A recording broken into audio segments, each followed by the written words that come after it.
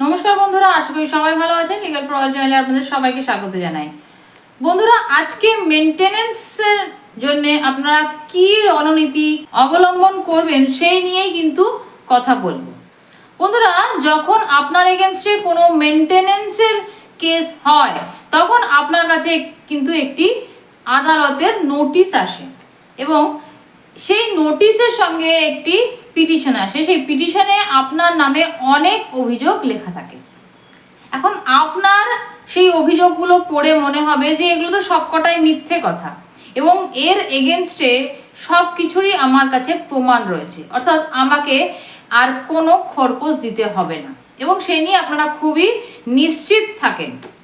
এরপরে যখন আপনারা কোনো উকিলবাবুর কাছে যান তখন তার সঙ্গে পরামর্শ করেন, তখন উকিলবাবু সমস্ত কিছু দেখার পরে এবং শোনার পরে আপনার কাছে সমস্ত রকমের প্রমাণ আছে এবং সব কিছু দেখার পরে বলেন যে সব কিছু তো বুঝলাম, কিন্তু আপনাকে মেনটেনেন্স দিতে হবে।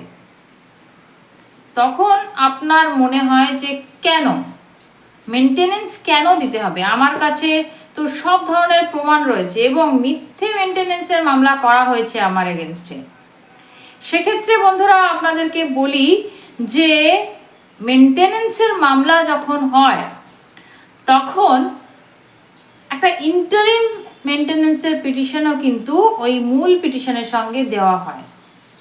ইন্টারিম মেনটেনেন্সটা কি? ইন্টারিম মেনটেনেন্স হচ্ছে একটা মেনটেনেন্স যেটা আপনার এই যে মামলাটা চলছে এই মামলা চলাকালীন একটা রায় আপনার এগেনস্টে হবে, একটা মেনটেনেন্সের অর্ডার হবে যেটা আপনাকে মাসিক আপনার স্ত্রীকে দিতে হবে। এই যে অর্ডারটা, এই অর্ডারটা কিন্তু এই যে ইন্টারিম মেনটেনেন্সের যে ট্রায়ালটা, এটা কিন্তু সামারি ট্রায়াল। এই সামারি ট্রায়াল অর্থাৎ 3 মাসের মধ্যে এই ট্রায়ালটাকে কমপ্লিট করে জাজমেন্ট দিতে হবে। এখন এই সীমিত সময়ের মধ্যে কোর্ট কিন্তু বিশেষ কোনো প্রমাণ সাক্ষ্য দেখে না। শুধু কি দেখে? শুধু দেখে দুজনের অর্থাৎ স্বামী এবং স্ত্রীর ইনকাম, লায়াবিলিটি, রাইটস। এই যে এফিডেভিটটা রজনীশ ভার্সেস নেহা হওয়ার পরে যে ইনকাম এফিডেভিট স্ত্রী এবং স্বামী দুজনকেই জমা করতে হয়, সেই এফিডেভিটটার উপরে নির্ভর করেই কিন্তু সাধারণত একটা ইন্টারিম মেনটেনেন্সের অর্ডার হয় এবং এই ক্ষেত্রে কিন্তু আপনার বিশেষ জায়গা থাকে না যে কোনো কিছু প্রমাণ দেওয়ার। সুতরাং সেই জায়গা থেকে একটা অর্ডার কিন্তু আপনার হয়ে যাবে, ইন্টারিম অর্ডার কিন্তু আপনার অবশ্যই হবে। হ্যাঁ, এবার আসছে ফাইনাল হিয়ারিং এর ক্ষেত্রে কি হবে। ফাইনাল হিয়ারিং এর ক্ষেত্রে কিন্তু আপনার খানিকটা জায়গা থাকে, সেখানে আপনি আপনার সাক্ষ্য প্রমাণ দিতে পারছেন যে কেসটা মিথ্যে করা হয়েছে। হয়তো আপনার স্ত্রীর কোনো ইনকাম রয়েছে, কিংবা সে হয়তো নিজের থেকে বাড়ি থেকে চলে গেছে, কিংবা তার কোনো পরকীয়া রয়েছে। এই সমস্ত জায়গাগুলো প্রমাণ দেওয়ার জায়গা কিন্তু আপনি তখন পাবেন, এই ট্রায়াল পিরিয়ড শেষ হওয়ার পরে পাবেন। তো সেই জায়গায় কিন্তু আপনি দেখাতে পারবেন এই জিনিসগুলো। কিন্তু এই যে কিছুটা মেনটেনেন্স সেটা কিন্তু আপনাকে দিতেই হচ্ছে, ইন্টারিম মেনটেনেন্সটা কিন্তু আপনাকে দিতেই হচ্ছে। এরপরে গিয়েও যে জিনিসটা আসে, যে ফাইনাল মেনটেনেন্সের ক্ষেত্রে যেটা দেখা হয়, সেটা মাত্র কয়েকটা জিনিস কিন্তু মেনটেনেন্সের ক্ষেত্রে দেখা হয়। সেটা হলো 1 নম্বর, যে স্ত্রী কোনো কাজ করে কিনা, সে নিজেকে মেনটেন করতে পারছে কিনা, সে কোনো কাজ করে কিনা 1 নম্বর দেখবে। 2 নম্বর দেখবে যে সে কোথায় রয়েছে এই মুহূর্তে, বাপের বাড়িতে রয়েছে না শ্বশুর বাড়িতে রয়েছে, এবং বাপের বাড়িতে থাকলে তার কারণটা কি সেটা দেখবে। বাচ্চা আছে কিনা, বাচ্চাটা কার কাছে রয়েছে সেটাও কিন্তু অর্ডারের একটা অংশ। যদি বাচ্চা স্ত্রীর কাছে থাকে তাহলে কিন্তু বাচ্চারও মেনটেনেন্স যোগ হবে, মেনটেনেন্সের যে অর্ডার হবে তার সঙ্গে। এবার এই জিনিসগুলো দেখা হবে এবং বাচ্চাটা কার বাচ্চা সেটাও কিন্তু দেখা হবে। বাচ্চা এবং স্ত্রী, আপনার বিবাহিত স্ত্রী আপনি যদি এটা এগ্রি করেন এবং আপনার বাচ্চার যদি আপনি এগ্রি করেন তাহলে কিন্তু তাকে খোরপোশ দিতে হবে।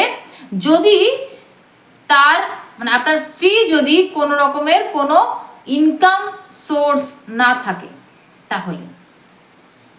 এরপরে আসছে এই জিনিসটা মেনলি দেখা হয়, এরপরে আসছে এক্সেপশন। যদি আপনি দেখাতে পারেন যে সে নিজের ইচ্ছায় বাড়ির থেকে চলে গেছে, এর কোনো প্রমাণ আপনি দেখাতে পারেন, কিংবা যদি দেখাতে পারেন সে ইনকাম করছে কিন্তু সেই ইনকামটা লুকিয়ে গেছে, কিংবা সন্তান সেটা আপনার সন্তান নয়, এই জিনিসগুলো যদি দেখাতে পারেন সেক্ষেত্রেও কিন্তু মেনটেনেন্স বন্ধ হওয়ার চান্স থাকে, কিন্তু সেটা খুবই কম। এখন যেটা বলার বিষয় সেটা হচ্ছে যে এই ঘটনাগুলো হয়তো আপনি হয়তো প্রমাণ করতে পারলেন না যে সে তার কোনো নিজস্ব ইনকাম আছে, কিংবা এইগুলোর কথা আমি বলছি না। যাদের এক্সেপশন আছে তাদের কথা আমি বলছি না। এক্সেপশন যদি থাকে সেক্ষেত্রে যদি মেনটেনেন্স বন্ধ হয়ে গেল তাহলে ঠিক আছে, কিন্তু যাদের মেনটেনেন্স বন্ধ হচ্ছে না, যে এক্সেপশনগুলো থাকছে না, সেক্ষেত্রে কি করবেন? সেক্ষেত্রে আপনার মেনটেনেন্স একটা অর্ডার হবেই ফাইনাল মেনটেনেন্সের। এইবার ফাইনাল মেনটেনেন্সের ক্ষেত্রে যখন অর্ডারটা হচ্ছে তখন কিন্তু অর্ডার হচ্ছে ফাইলিং এর ডেট থেকে, অর্থাৎ যেদিনকে মামলা ফাইল হয়েছে সেই থেকে কিন্তু, অর্থাৎ যদি 2 বছর আগে মামলা ফাইল হয় এবং ফাইনাল অর্ডার 2 বছর পরে হয়, সেই 2 বছর আগের থেকে কিন্তু আপনার এরিয়ার কাউন্ট হবে। যে অর্ডার হবে সেই অর্ডারের এরিয়ার কিন্তু কাউন্ট হবে আপনার আজকে অবধি। এবং যদি 10,000 টাকা 20,000 টাকা যাই মেনটেনেন্স হোক, সেটা কিন্তু ওই 2 বছরের এরিয়ার অনেকটা একটা বড় অ্যামাউন্ট আপনার উপরে এসে পড়ে। এবং সেটা যদি না দিতে পারেন তাহলে কিন্তু আপনার এগেনস্টে ওয়ারেন্ট ইস্যু হয়ে যাবে এবং পুলিশ আপনাকে তুলে নিয়ে আসবে। এবার এইটা কিন্তু একটা বড় সমস্যার জিনিস, যে একটা বড় অ্যামাউন্ট হঠাৎ করে একটা এরিয়ার অ্যামাউন্ট জুড়ে আপনার উপরে পড়লো এবং আপনার পক্ষে সেটা সহজেই কিন্তু দেওয়া সম্ভব হয় না। সেটা বেশিরভাগ ক্ষেত্রেই এটা হয় যে সহজেই কিন্তু একজন মানুষ তার 50% কিংবা 25% দিয়ে দিতে পারেন না। সেক্ষেত্রে আপনারা একটা কাজ করতে পারেন, সেটা হলো আপার কোর্টে রিভিশনের জন্যে যেতে পারেন এবং আপার কোর্টে রিভিশনের জন্য গিয়ে আপাত দৃষ্টিতে সেটাকে স্টে করে দিতে হবে মানে কিছু দিনের জন্য। যে অর্ডারটা হয়েছে সেই অর্ডারটা স্টে অর্ডার একটা করাতে হবে। এবং স্টে অর্ডার করাতে গেলেও, অর্থাৎ আপনি যদি রিভিশনের জন্য যান, যে অর্ডার হয়েছে সেটা বেশি অর্ডার হয়েছে, আমি রিভিশন চাইছি, তার জন্যেও যদি আপনি যান তাহলেও কিন্তু কোর্টের কাছে আপনাকে 25% কিংবা 50% টাকা জমা দিয়ে তারপরেই কিন্তু কোর্ট আপনাকে অ্যালাউ করবে এই পিটিশন দেওয়ার জন্য। তো সেটাও একটা বড় অঙ্ক। তো সেই জায়গায় কোর্টকে যদি আপনি রিকোয়েস্ট করেন, আপনার সমস্যা দেখান, অনেক সময় কোর্ট সেটাকে গ্রান্ট করে এবং একটা কিছু সামান্য অর্থ জমা দেওয়ার পরে কিন্তু আপনার স্টে অর্ডারটা হিয়ারিংয়ের জন্যে অর্ডার করেন। তো সেই জায়গাটাও যদি আপনি পান তাহলেও কিন্তু আপনি খানিকটা সময় পেয়ে যাচ্ছেন হাতে ওই অর্থটা জোগাড় করার জন্যে। এখন স্টে যদি হয়ে যায় এবং স্টে হওয়ার পরে আপার কোর্টে যতদিন পর্যন্ত এই মামলাটা চলবে ততদিন পর্যন্ত কিন্তু এটা এই মেনটেনেন্সের মামলাটা স্টে থাকবে এবং আপনি কিন্তু তখন সময় পাবেন টাকাটা জোগাড় করা। তো এই রণনীতির মাধ্যমে কিন্তু আপনারা এগোতে পারেন যাতে খানিকটা আপনাদের পথ সুগম হতে পারে।